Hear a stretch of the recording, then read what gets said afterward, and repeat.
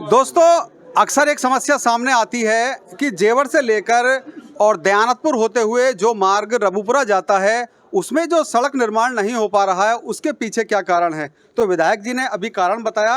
विधायक जी से जानेंगे पूरा मामला क्या है और कब तक ये सड़क बन पाएगी। विधायक जी, देखिए, ये सड़क प्रधानमंत्री ग्राम सड़क योजना के तहत बनाई गई थी और ठेकेदार ने इसमें बहुत ही घटिया सामग्री का प्रयोग किया, जिसकी वजह से ये बार बार टूटती रही और हम इसे बीच में रिपेयर कराते रहे। उसकी जांच कराई गई और जांच में वो दोषी पाया गया।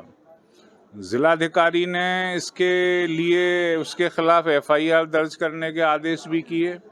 अब चूंकि उसका बॉन्ड पूरा हो चुका है 5 साल की अवधि के बाद, PWD ने जब सड़क की हालत देखी तो उन्होंने उसे इनकार कर दिया लेने से, चूंकि प्रधानमंत्री ग्राम सड़क योजना की सड़कें दोबारा 5 साल बाद PWD को हस्तांतरित होती हैं।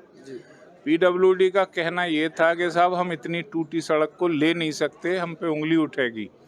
खैर, उसकी जांच वगैरह हो गई हैं और इसी लड़ाई में 2 विभागों की में वो लंबित पड़ी हुई थी।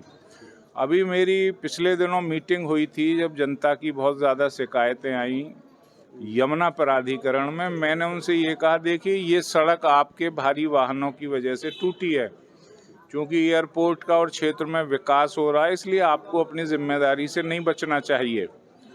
मैंने NOC दिलवाई यमुना प्राधिकरण को। CO साहब बाहर जाने वाले थे, तो रबूपुरा से लेकर इसका आधा हिस्सा तो वो मंजूर कर गए, लेकिन जेवर तक इसका एस्टीमेट तैयार नहीं था। बम्बे दयानतपुर से लेकर वो एस्टीमेट मैंने तैयार करा दिया है, और जिसका टेंडर हो गया आधे हिस्से का, वो मुझे लगता है 1 महीने में प्रारंभ हो जाएगी।